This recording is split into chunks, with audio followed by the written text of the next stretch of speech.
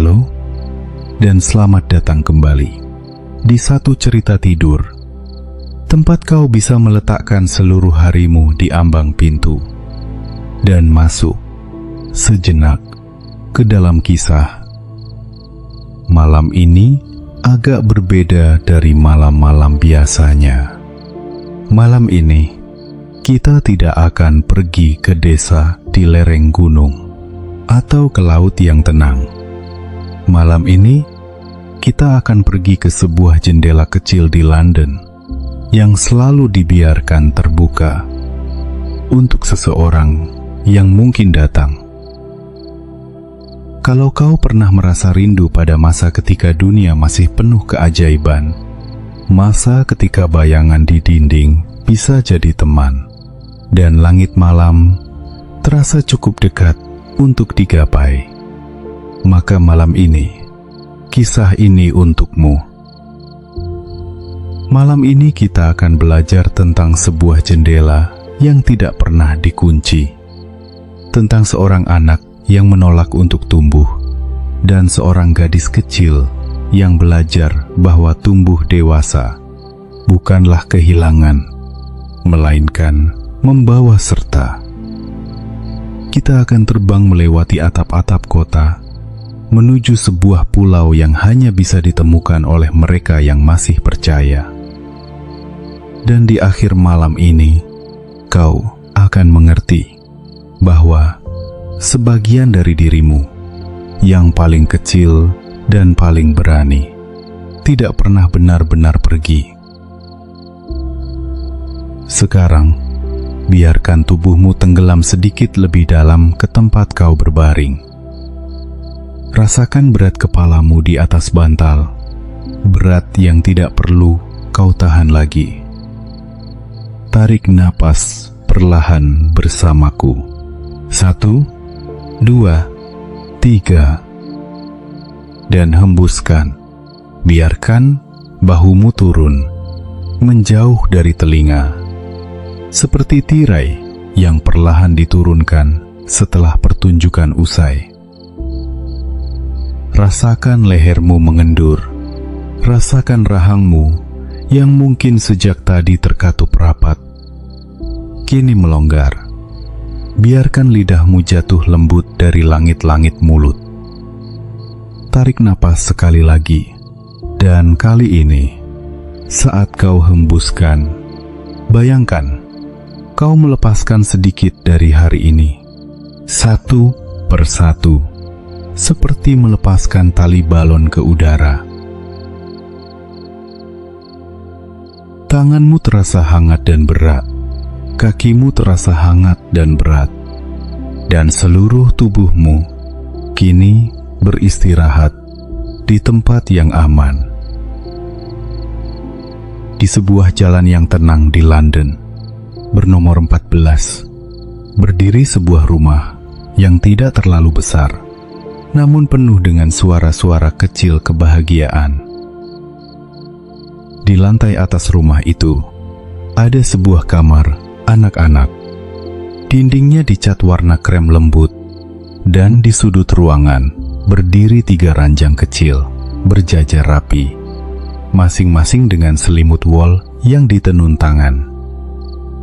Ada anjing besar berbulu tebal bernama Nana yang tidur di dekat pintu, menjaga seperti seorang pengasuh sejati, karena memang begitulah tugasnya di rumah itu.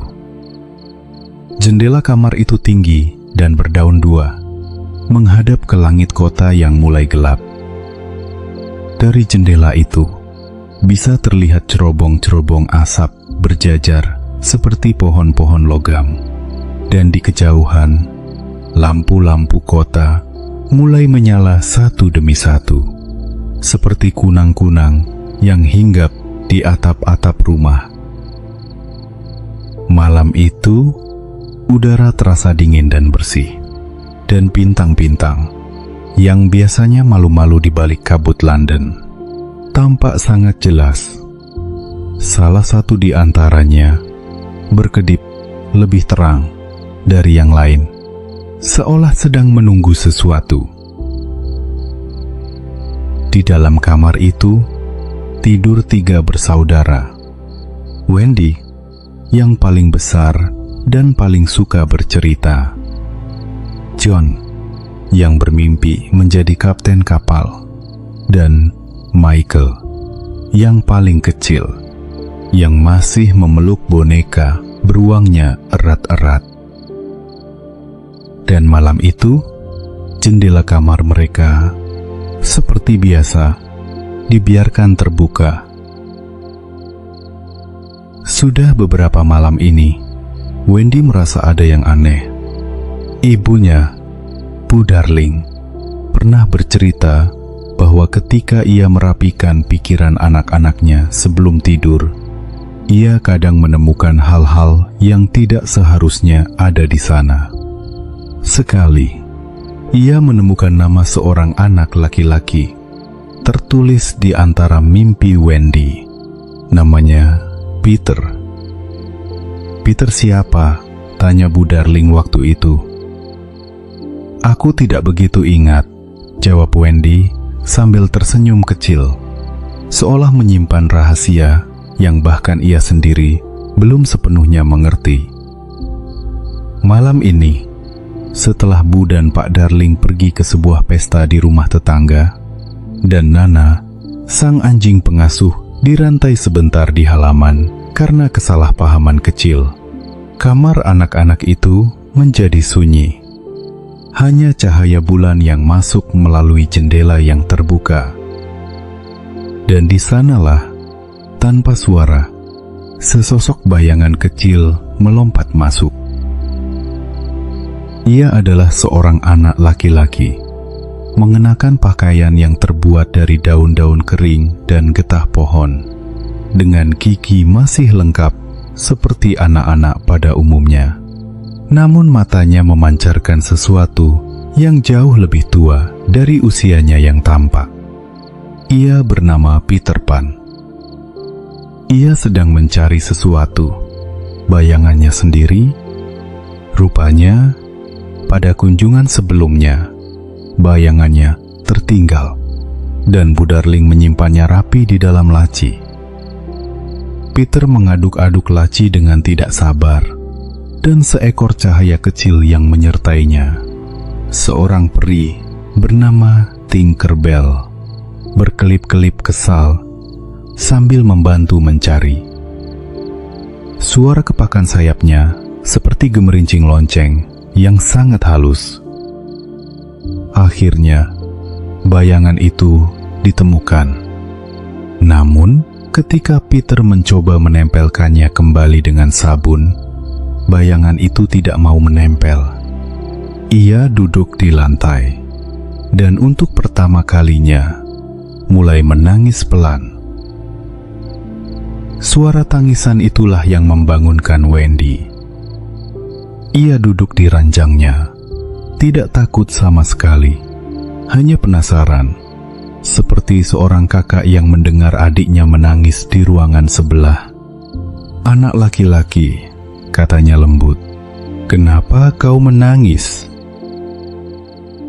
Dan begitulah, di bawah cahaya bulan yang jatuh lembut ke lantai kamar, pertemuan itu dimulai. Wendy turun dari ranjangnya, mengambil jarum dan benang dari kotak jahitnya sendiri, dan dengan sangat berhati-hati menjahitkan bayangan itu kembali ke tumit Peter. Peter tidak terbiasa dijahitkan apapun oleh siapapun. Ia biasa melakukan segalanya sendiri. Namun ia duduk diam, mengamati jari-jari Wendy bergerak dengan telaten, dan ketika bayangan itu akhirnya menempel sempurna, ia melompat kegirangan, berputar-putar di udara kamar dengan riang. "Aku pandai sekali, bukan?" katanya bangga, lupa sepenuhnya bahwa Wendy lah yang menjahitnya.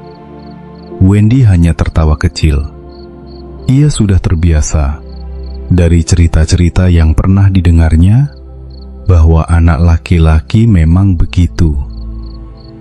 Dari percakapan itu, Wendy tahu bahwa Peter tinggal di sebuah pulau bernama Neverland bersama sekelompok anak laki-laki yang disebut anak-anak hilang. Anak-anak yang jatuh dari kereta bayi mereka ketika pengasuhnya lengah dan tidak pernah dijemput kembali. Peter adalah pemimpin mereka. Peter bercerita tentang pulau itu dengan mata berbinar, tentang laguna tempat putri duyung bernyanyi di senja hari, tentang rumah bawah tanah yang hangat, tentang petualangan yang tidak pernah berhenti. "Kau bisa terbang, kau tahu?" katanya tiba-tiba, seolah baru teringat. "Tentu saja tidak," kata Wendy, meski matanya sudah berbinar penuh harap. "Bisa," kata Peter mantap. "Kau hanya perlu memikirkan pikiran-pikiran yang indah, dan pikiran-pikiran itu akan mengangkatmu." Dan ia menaburkan sedikit debu peri dari Tinkerbell ke bahu Wendy, lalu ke bahu John dan Michael yang baru saja terbangun karena suara riuh itu. Ketiganya mulai melayang, pelan-pelan, seperti daun yang baru saja belajar terbang di udara.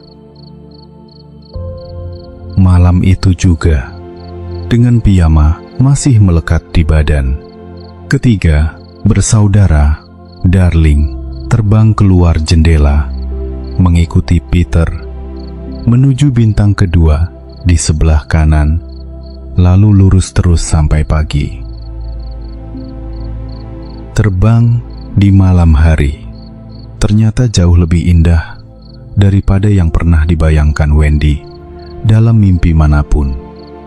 Awan-awan terasa seperti bantal yang mengambang, dan di bawah mereka, kota London mengecil menjadi sebaris cahaya kuning yang berkelap-kelip lembut. Michael yang paling kecil sempat tertidur di udara dan hampir jatuh, namun Peter dengan sigap menangkapnya dan menggendongnya sambil terus terbang, seolah itu bukan hal yang mengejutkan sama sekali. "Berapa lama lagi?" tanya John, yang mulai mengantuk, namun juga terlalu bersemangat untuk benar-benar tidur.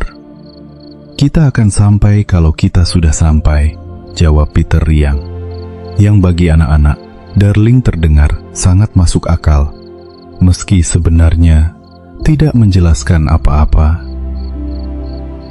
Mereka melewati awan-awan yang berbentuk seperti kapal-kapal besar, melewati hujan bintang jatuh yang lewat begitu saja tanpa suara, dan sesekali melewati burung-burung malam yang terbang pulang ke sarangnya, terkejut melihat 3 anak manusia melintas di antara mereka. Ketika akhirnya pulau itu tampak di kejauhan, Wendy menahan napas. Neverland tampak seperti peta harta karun yang hidup. Ada hutan hijau gelap, ada laguna biru jernih, ada perahu bajak laut yang berlabuh di teluk kecil, dan asap tipis mengepul dari sebuah pohon besar di tengah hutan. "Rumah," bisik Peter, dengan nada yang untuk sesaat terdengar jauh lebih hangat daripada biasanya. Mereka turun perlahan, seperti daun-daun yang akhirnya menemukan tanah untuk hinggap. Di bawah sebuah pohon besar bernama pohon rumah, tersembunyi sebuah tempat tinggal bawah tanah, tempat tinggal anak-anak hilang. Untuk masuk, seseorang harus meluncur turun melalui batang pohon yang berlubang, seperti perosotan yang gelap namun menyenangkan. Di dalam, ruangan itu hangat dan penuh warna. Ada jamur-jamur besar yang dijadikan kursi, ada perapian kecil yang selalu menyala, dan ada tempat tidur yang terbuat dari daun kering yang empuk. Anak-anak hilang berkumpul dengan penasaran mengelilingi 3 tamu baru mereka. Ada Toothless yang pemalu, Nips yang riang, Slightly yang suka membual sedikit, serta si kembar yang selalu berbicara bersamaan. "Apakah kau ibu kami sekarang?" tanya salah satu dari mereka kepada Wendy. Dengan mata penuh harap, Wendy terdiam sejenak. Ia baru berusia 12 tahun. Namun, mendengar pertanyaan itu, sesuatu di dalam dadanya terasa hangat dan penuh tanggung jawab sekaligus. "Baiklah," katanya akhirnya, sambil tersenyum lembut. "Aku akan menceritakan kalian sebuah kisah setiap malam dan menjahitkan baju kalian yang robek." Anak-anak hilang bersorak pelan, tidak terlalu keras, karena malam sudah larut, namun cukup untuk menunjukkan betapa bahagianya mereka. Malam pertama itu, Wendy duduk di tengah mereka, dikelilingi cahaya perapian, dan bercerita tentang seorang pangeran dan seekor burung. Satu persatu, anak-anak itu tertidur, dan bahkan Peter, yang biasanya paling gelisah, tertidur sambil bersandar di dekat pintu, menjaga mereka semua diam-diam. Hari-hari di Neverland berjalan dengan cara yang aneh. Siang bisa terasa sangat panjang, dan malam datang hanya ketika petualangan sudah selesai.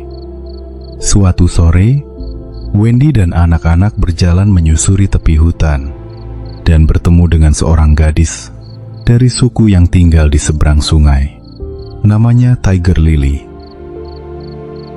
Tiger Lily adalah putri dari kepala suku itu, dan ia dikenal sangat berani. Bahkan lebih berani dari kebanyakan anak laki-laki yang mengenalnya.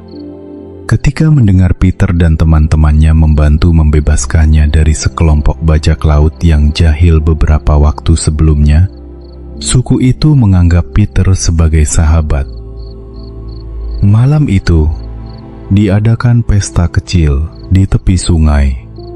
Ada api unggun yang menyala hangat. Ada nyanyian pelan dalam bahasa yang tidak dikenal Wendy, namun terasa indah didengar. Dan ada tarian yang dilakukan dengan langkah-langkah lembut mengikuti irama drum. Wendy duduk di samping Tiger Lily, dan meski mereka berbicara dengan bahasa yang berbeda, mereka menemukan cara untuk saling mengerti. Lewat senyum, lewat isyarat tangan, lewat cara Tiger Lily menunjukkan bagaimana menganyam bunga menjadi mahkota kecil. "Kau tidak perlu bicara sama untuk menjadi teman," bisik Wendy kepada John malam itu, sambil memandangi mahkota bunga yang baru saja diterimanya. Ketika bulan sudah tinggi di langit, mereka berpamitan dengan hangat, berjanji akan kembali, dan berjalan pulang menyusuri hutan yang kini terasa seperti rumah kedua bagi mereka. Salah satu tempat paling indah di Neverland adalah Laguna Duyung, sebuah teluk berair biru kehijauan, tempat para duyung suka berjemur di atas batu karang yang licin ketika matahari mulai turun. Wendy, John, Michael, dan anak-anak hilang sering datang ke sana untuk duduk di sebuah batu besar di tengah laguna, mengamati para duyung bernyanyi, dan menyisir rambut panjang mereka dengan sisir dari cangkang kerang. Para duyung itu cantik, namun sedikit jahil. Kadang mereka suka menarik kaki siapa saja yang berenang terlalu dekat, hanya untuk bermain-main, bukan untuk menyakiti. Wendy belajar untuk tertawa saja ketika hal itu terjadi, alih-alih takut. Suatu sore, ketika mereka semua duduk di batu besar itu, menunggu matahari terbenam, air laut mulai naik perlahan, mengelilingi batu tempat mereka duduk. Untuk sesaat, keadaan terasa sedikit menegangkan, karena batu itu mulai tenggelam sedikit demi sedikit. Namun Peter, dengan tenang seperti biasa, mengangkat sebuah layang-layang besar yang kebetulan tersangkut di dekat sana, dan menggunakannya untuk menerbangkan Michael yang paling kecil ke tempat aman. Yang lain berenang perlahan ke tepian, berpegangan tangan satu sama lain. Tidak panik, hanya bergerak dengan hati-hati. Ketika semua sudah sampai di daratan dengan selamat, mereka duduk berjajar di pasir, basah dan tertawa lega, memandangi Laguna yang kini tenang kembali di bawah cahaya senja jingga. Itu tadi menegangkan, kata John sambil terengah pelan. Tapi kita semua baik-baik saja, jawab Wendy, memeluk Michael erat. Itu yang paling penting. Tidak jauh dari Laguna, berlabuh sebuah kapal tua bernama Jolly Roger, tempat tinggal sekelompok bajak laut yang dipimpin oleh seorang kapten bernama Hook. Kapten Hook memiliki kait besi menggantikan salah satu tangannya, hasil dari sebuah pertarungan lama dengan Peter. Dan sejak itu, ia menyimpan rasa kesal yang tidak pernah benar-benar padam. Namun malam ini, kisahnya bukan tentang pertarungan besar, melainkan tentang sebuah kesalahpahaman kecil yang berakhir dengan cara yang mengejutkan.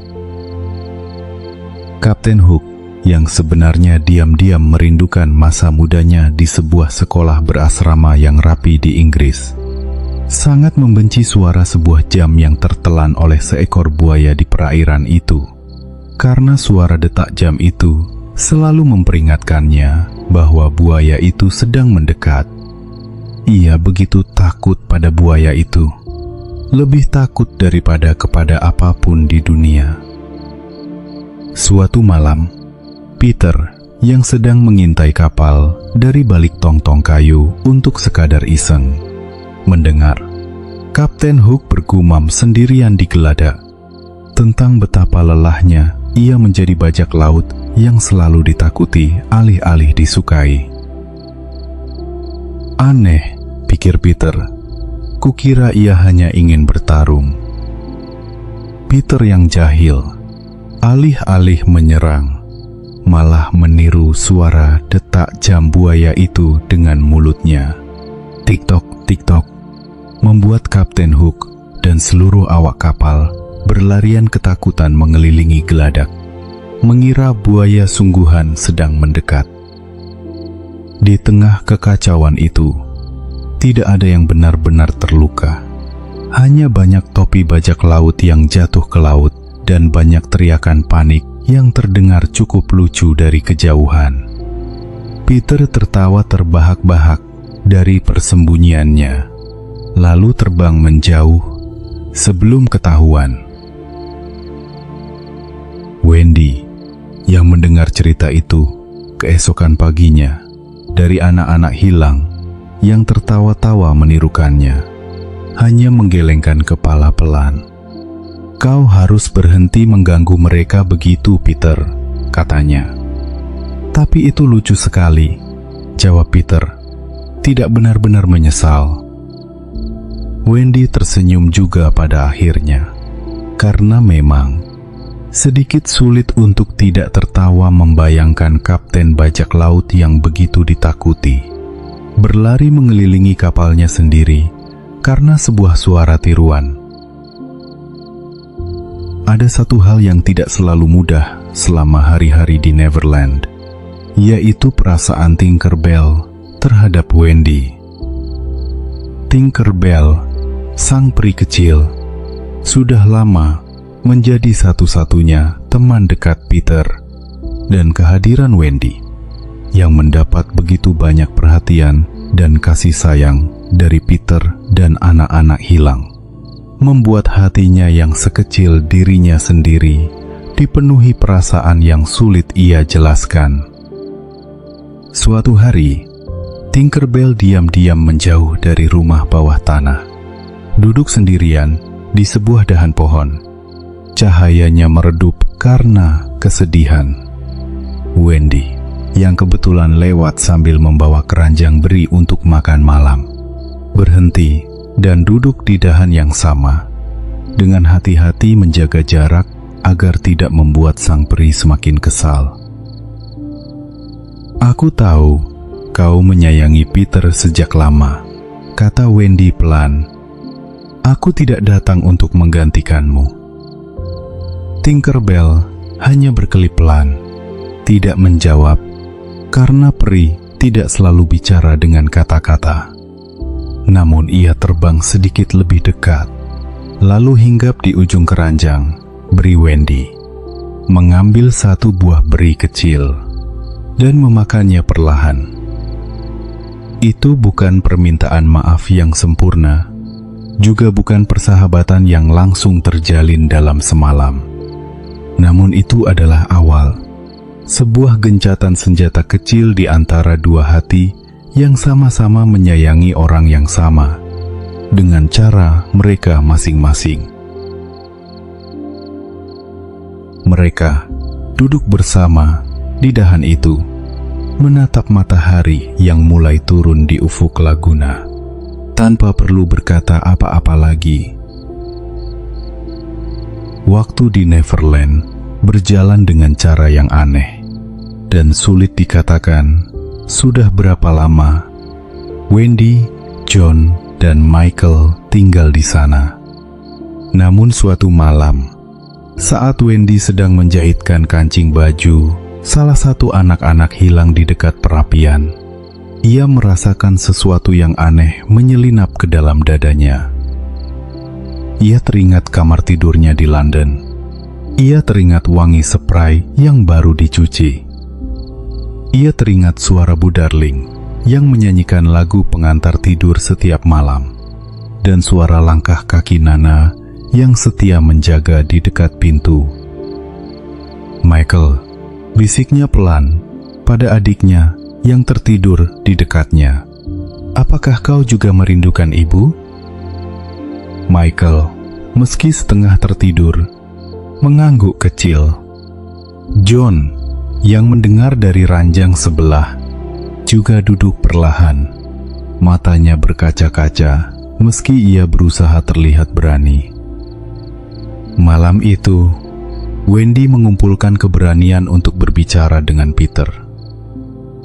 Ia menemukan Peter sedang duduk sendirian di dahan pohon, memainkan serulingnya pelan-pelan.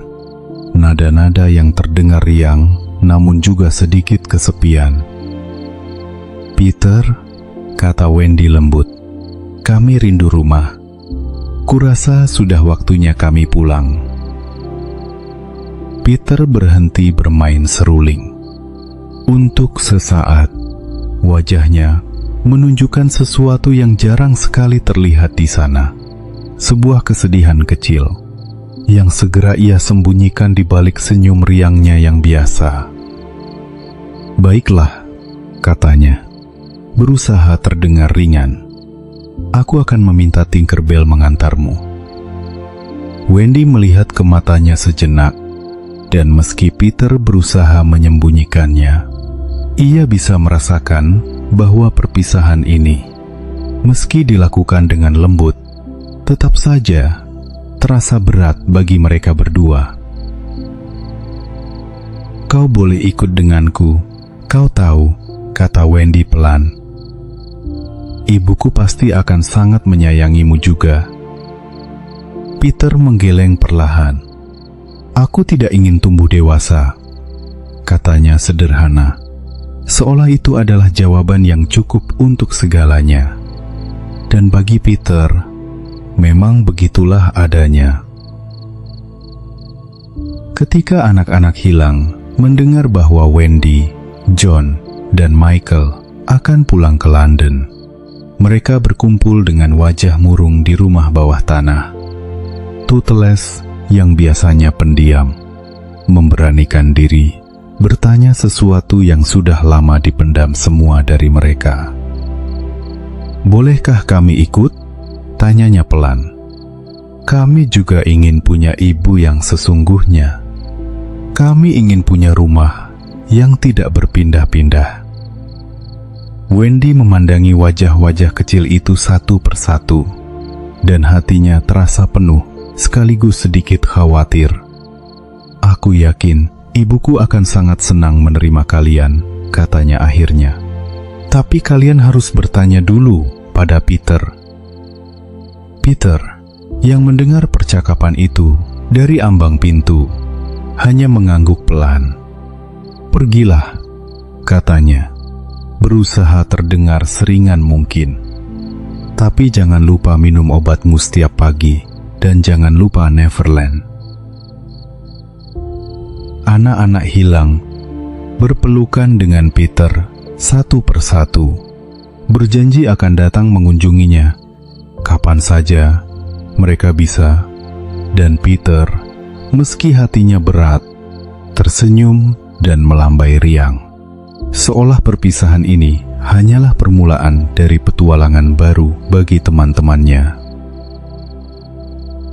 Ternyata di kapal Jolly Roger, Kapten Hook mendengar tentang rencana kepergian ini dan mencoba satu upaya terakhir yang agak konyol untuk menangkap anak-anak itu dengan menyamar sebagai tukang kue yang menjual kue jahe di dekat pohon rumah. Namun Nips, yang memiliki penciuman tajam terhadap bau parfum bajak laut yang khas, segera mengenalinya dan seluruh anak-anak hanya tertawa dan berlari menjauh sambil melambaikan tangan meledek, membuat Kapten Hook mendengus kesal dan kembali ke kapalnya dengan tangan hampa. Tidak ada yang terluka, hanya ada satu kapten bajak laut yang harus menerima kekalahan kecilnya dengan kepala tegak dan berjanji dalam hati untuk mencoba lagi lain kali di petualangan yang lain. Malam keberangkatan pun tiba. Tinkerbell menaburkan debu peri ke bahu Wendy, John, Michael, dan seluruh anak-anak hilang, satu persatu, dengan hati-hati, seolah ingin memastikan setiap dari mereka mendapatkan cukup keajaiban untuk perjalanan pulang. Peter berdiri di dahan pohon tertinggi, melihat mereka semua bersiap terbang. "Jangan lupa," katanya, "jendela kamarmu akan selalu terbuka untukku, kan, Wendy?" "Selalu," jawab Wendy. Suaranya sedikit bergetar. "Kau boleh datang kapanpun kau mau." Dan begitulah, di bawah langit malam, Neverland yang bertabur bintang, rombongan itu mulai terbang, melewati Laguna yang kini tenang, melewati hutan tempat Tiger Lily dan sukunya tidur nyenyak, melewati Jolly Roger yang berlabuh diam di teluk, menuju arah bintang kedua di sebelah kanan, lalu lurus terus hingga pagi. Perjalanan pulang terasa lebih tenang daripada perjalanan pergi. Tidak ada lagi rasa gugup akan hal-hal baru, hanya kerinduan yang perlahan berubah menjadi kelegaan. Seiring cahaya London mulai tampak di kejauhan, lampu-lampu kuning yang berkelip lembut seperti menyambut mereka pulang. Michael tertidur lagi di pelukan John kali ini, dan Wendy terbang paling depan. Matanya menatap jendela kamarnya sendiri yang mulai terlihat masih terbuka, persis seperti yang ia tinggalkan. Bu dan Pak Darling belum juga berhenti mencari. Setiap malam duduk di kamar anak-anak yang kosong, menunggu dengan sabar, karena entah bagaimana Bu Darling selalu merasa yakin anak-anaknya akan kembali. Malam itu, ketika ketiga bersaudara Darling akhirnya masuk kembali melalui jendela yang sama. Bu Darling sedang duduk di kursi goyang dekat perapian, setengah tertidur. Ketika ia membuka mata dan melihat mereka berdiri di sana, untuk sesaat ia mengira sedang bermimpi. Lalu ia berdiri dan memeluk mereka semua sekaligus. Wendy, John, Michael, dan juga anak-anak hilang yang berdiri malu-malu di belakang mereka tanpa banyak bertanya dulu, karena beberapa hal cukup dirasakan dengan pelukan sebelum dijelaskan dengan kata-kata. Nana, sang anjing pengasuh, berlari masuk dan menjilati wajah mereka satu persatu dengan gembira. Ekornya berkibas begitu cepat hingga hampir menjatuhkan vas bunga di meja. Pak Darling yang muncul dari lorong dengan wajah masih mengantuk, berhenti di ambang pintu, menyaksikan keramaian itu dengan mata berkaca-kaca, lalu ikut memeluk mereka semua, tanpa berkata apa-apa, karena kata-kata terasa terlalu kecil untuk momen sebesar itu. Malam itu, untuk pertama kalinya dalam waktu yang lama, rumah nomor 14 dipenuhi suara tawa dan air mata bahagia sekaligus. Dan setiap anak-anak hilang, satu persatu, menemukan keluarga yang akan menyayangi mereka. Peter berjanji akan kembali setiap tahun untuk menjemput Wendy, membawanya sebentar ke Neverland untuk membantu bebersih rumah bawah tanah, yang menurut Peter selalu berantakan tanpa kehadirannya. Dan untuk beberapa tahun, ia benar-benar datang, mengetuk jendela dengan riang di malam-malam tertentu, membawa cerita-cerita baru tentang petualangannya. Namun waktu berjalan dengan caranya sendiri di dunia Wendy. Tidak seperti di Neverland. Wendy tumbuh perlahan-lahan, seperti pohon yang bertambah tinggi tanpa disadari oleh dirinya sendiri. Dan suatu tahun, Peter datang dan mendapati Wendy sudah menjadi seorang wanita muda, dengan seorang putri kecil bernama Jane, yang tidur di ranjang yang dulu menjadi ranjang Wendy sendiri. Peter, yang tidak pernah tumbuh dan tidak pernah akan tumbuh, merasa sedikit bingung dengan perubahan itu. Namun ketika ia melihat Jane duduk di ranjangnya, mata gadis kecil itu berbinar sama seperti mata Wendy dulu ketika mendengar cerita tentang anak laki-laki yang bisa terbang. "Siapa kau?" tanya Jane dengan takjub, namun tidak takut sama sekali. "Aku Peter Pan," jawabnya dengan senyum yang sama, riang seperti biasa. Dan begitulah setiap generasi di rumah nomor 14. Jendela kamar anak-anak itu terus dibiarkan terbuka, menunggu seseorang yang mungkin datang, menjaga sedikit ruang untuk keajaiban di antara semua hal yang berubah karena waktu. Kisah Peter Pan bukan hanya tentang seorang anak yang menolak tumbuh dewasa. Kisah ini tentang bagaimana Wendy belajar bahwa tumbuh dewasa tidak berarti kehilangan segalanya yang membuat masa kecil begitu indah. Wendy tumbuh, namun ia tidak pernah benar-benar melupakan cara terbang, cara percaya pada hal-hal yang tidak selalu masuk akal, cara mendengarkan cerita dengan seluruh hati. Ia membawa serta bagian dari Neverland di dalam dirinya, kemanapun ia pergi.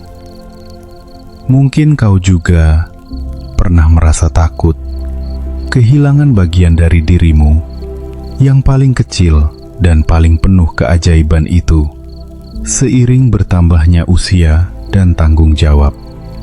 Namun sesungguhnya, bagian itu tidak pergi kemana-mana. Ia hanya menunggu di suatu tempat yang tenang di dalam dirimu, seperti jendela yang tetap dibiarkan terbuka, siap menyambut kapanpun kau butuh mengunjunginya kembali. Malam ini, sebelum kau benar-benar tertidur, cobalah ingat satu hal kecil yang dulu membuatmu takjub ketika masih anak-anak. Simpan itu dengan lembut. Ia masih milikmu. Sekarang, biarkan matamu semakin berat. Biarkan tubuhmu tenggelam sepenuhnya ke tempat kau berbaring. Tidak ada yang perlu kau pikirkan lagi malam ini. Jendela sudah tertutup lembut. Rumah sudah tenang. Semua orang yang kau sayangi sudah pulang dengan selamat. Kau boleh terbang dalam mimpimu malam ini, jika kau mau.